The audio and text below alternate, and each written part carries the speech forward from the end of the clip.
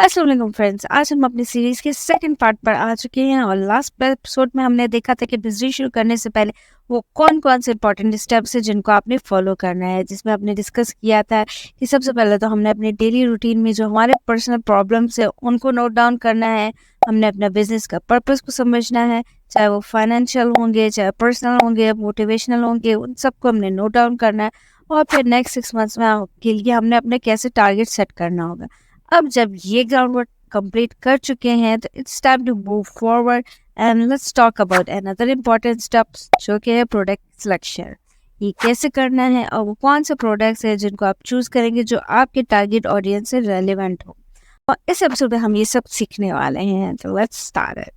तो फ्रेंड्स, ये एक टेबल है जो कि मैंने आप लोग की अंडरस्टैंडिंग के लिए बनाया है और जिसमें इसके लिए कोई हार्ड एंड फास्ट रूल नहीं होगा कि आपने इसी तरीके से ये टेबल बनाना होगा। आपको जो इजी कन्वीनियंट लगे आप उसी तरीके से टेबल बना सकते हैं।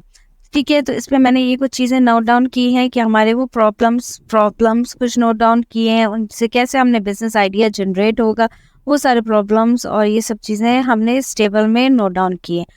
एक हाउसवाइफ के पॉइंट ऑफ व्यू से मदर्स क्या क्या प्रॉब्लम्स हैं जो फेस कर रही होती हैं और उनसे कैसे बिजनेस आइडिया हमने जनरेट करना है, या स्टूडेंट्स हैं वो क्या क्या प्रॉब्लम्स को फेस कर सकते हैं और उनके प्रॉब्लम से कैसे बिजनेस आइडिया जनरेट होगा, हम उसके बारे में जानेंगे। तो ये हमारा प्रॉब्लम 1 है कि अमूमन लेडीज़ को प्रॉब्लम आती है कि अपने बच्चों को कैसे प्रोडक्टिव एक्टिविटीज़ में इंगेज करें, क्योंकि वो खुद घर के कामों में इतने ज़्यादा इन्वॉल्व होती हैं कि उनके पास इतना टाइम नहीं होता है कि वो अपने बच्चों को प्रोडक्टिव एक्टिविटीज़ में इन्वॉल्व कर सके, उनके लिए जो है टाइम निकाल सके। तो वो कुछ ऐसे वीडियोस, ऐप्स या मटेरियल्स को ढूंढ रही होती हैं जो कि इनके इस काम को आसान कर सके। तो आपका भी बिजनेस आइडिया यहीं से जनरेट होगा, तो आप या चाहे तो ऐसी वीडियोस, ऐप्स या मटेरियल्स प्रोवाइड करें जिनसे इन लेडीज़ की ये काम प्रॉब्लम सॉल्व हो सके। कोई प्रोडक्टिव एजुकेशनल किट्स हो जिसमें, और ऑलरेडी ऐसे बहुत सारे बिजनेसेस हैं जो ये काम कर रहे हैं, लेकिन आप भी ये बिजनेस स्टार्ट कर सकते हैं। सेकंड, हमारा प्रॉब्लम ये है अमूमन लेडीज़ को घर के काम करते हुए बहुत ज़्यादा एग्जॉशन हो जाती है, उनके ऊपर इतना बर्डन होता है तमाम कामों का कि वो एग्जॉस्ट हो जाती है। क्लीनिंग, कुकिंग, घर को देखना, बच्चों को देखना। तो इस प्रॉब्लम के लिए वो क्या सोल्यूशन चाहेंगी? वो चाहेंगी कि ऐसे कोई मील प्लानर्स हो, साइट्स हो जहाँ पे वो बहुत ही ईजी एंड क्विक रेसिपीज़ को फाइंड आउट कर सकें, उनके इस प्रॉब्लम को ईजी कर सकें। ठीक है, अब ऐसी साइट्स बना सकते हैं या ऐसे प्लानर्स प्रोवाइड कर सकते हैं जिस पर उनके लिए ईजी रेसिपीज़ हो, उनकी क्लीनिंग के लिए कुछ टिप्स प्रोवाइड कर सकते हैं। तो ऐसे बहुत सारी चीज़ें हैं जो आप प्रोवाइड, तो यहीं से आपका ये बिजनेस आइडिया जनरेट होगा। थर्ड, जो हमारा एक और प्रॉब्लम जो वुमन लेडीज़ फेस करती है वो है टाइम मैनेजमेंट, कि उन्होंने घर के कामों के साथ साथ फैमिली को भी देखना होता है, बच्चों को भी देखना और अपने लिए भी टाइम निकालना होता है। तो इसके लिए वो क्या चाहेंगी? वो चाहेंगी कि इस काम के लिए भी कुछ ऐसे डिजिटल कैलेंडर्स हों या प्लानर्स हों जो कि इनको एक चेकलिस्ट प्रोवाइड करें कि इनके क्या क्या काम जो है डन हो चुके हैं और क्या काम रहते हैं। तो आपका बिजनेस आइडिया यहाँ से कैसे जनरेट होगा कि आप ऐसे प्रोडक्टिव प्लानर्स और ऑर्गेनाइजर्स बनाए जो कि स्पेशली बिजी मॉम्स के लिए हों, और उनमें कुछ ऐसे सेक्शंस बना के रखें जिसमें वो अपनी मील की प्लानिंग कर सकें, शेड्यूल्स बना सकें। फोर्थ प्रॉब्लम हमारी ये आ सकते हैं कि मदर्स जो अमूमन फेस करती हैं वो होते हैं न्यूट्रिशन। वो अपने बच्चों के न्यूट्रिशंस के बारे में बहुत ज़्यादा कंसर्न होती हैं। अब इनके इस प्रॉब्लम के लिए क्या वो सोल्यूशन चाहेंगी? वो चाहेंगी कि ऐसे इंग्रेडिएंट्स या ऐसे न्यूट्रिशंस प्लानर्स हों, गाइड्स हों, ऐप्स हो जो कि इनके इस काम को आसान कर सके। तो आप यहाँ से आपका बिजनेस आइडिया जनरेट होगा कि आप ऐसे किचन गैजेट्स बना सकते हैं या डिजिटल न्यूट्रिशन एनालाइजर्स बना सकते हैं जो कि आप जब खाना पदस बना रही हो तो वहीं से इनके लिए डिजिटल एनालाइजर्स चेक करें कि इसमें कितना न्यूट्रिशन है, किस किस क्वांटिटी में है, क्या क्या चीज़ें किस क्वांटिटी में है। तो यहीं से आपका एक बिजनेस आइडिया जनरेट होगा।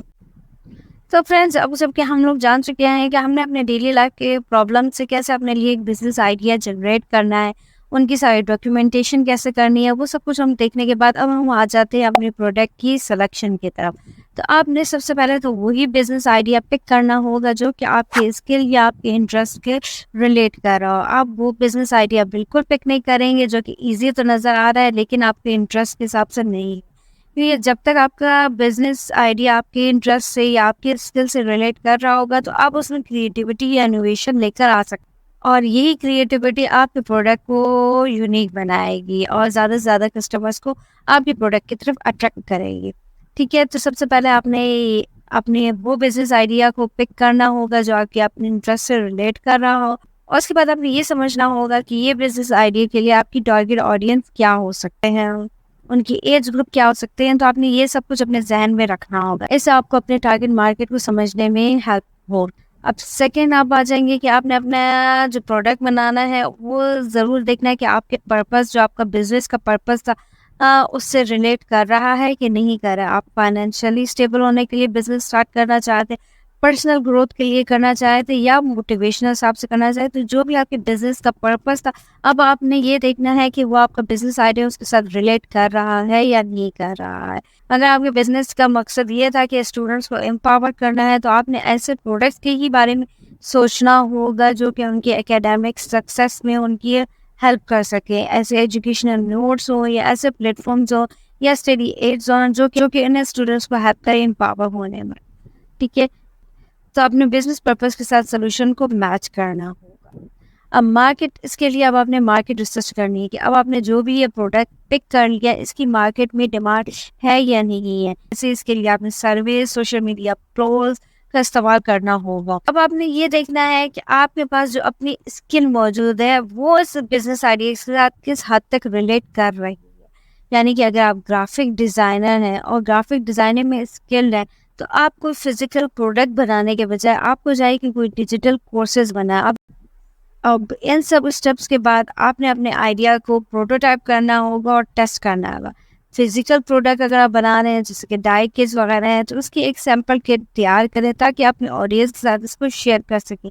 डिजिटल प्रोडक्ट अगर बनाना चाहते तो इस छोटी सी एक वर्जन या पायलट कोर्स बना सकते हैं। तो अब आपने जब आपने अपनी ऑडियंस से एक फीडबैक ली है, तो इस फीडबैक के ऊपर आप डिपेंड करते हुए ये फैसला कर सकते हैं कि इन फ्यूचर आपका प्रोडक्ट किस हद तक आगे बढ़ सकता है।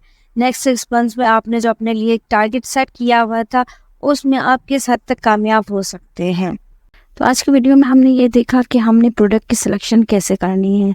नेक्स्ट वीडियो में हम जानेंगे कि वो कौन से मार्केटिंग स्ट्रेटजीज है जिनको हमने फॉलो करना है, जिनसे हम अपने प्रोडक्ट को ज़्यादा से ज़्यादा कस्टमर्स तक, ऑडियंस तक पहुंचा सकें।